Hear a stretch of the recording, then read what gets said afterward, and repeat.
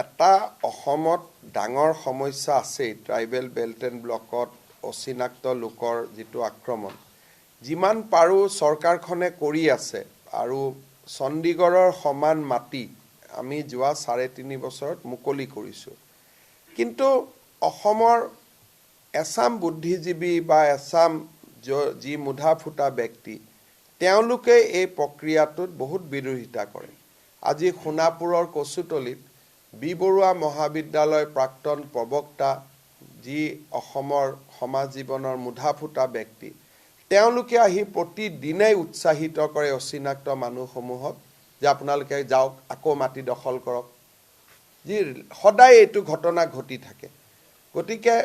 যেনেকৈ গৰুখুটিতে আমি প্ৰকল্প বনালো এতিয়া গৰুখুটি প্ৰকল্পটোক দিগদাৰি কৰি থকা মানুহবোৰ আমাৰেই সদায় কিবা নহয় কিবা এটা নিউজ উলিয়াই দিয়া কিবা মানে যিয়ে কাম কৰিব খোজো আমাকে ডিমোটিভেট কৰি দিয়ে গতিকে তাৰ মাজতো আমি কৰি গৈ আছো কৰি গৈ থাকিম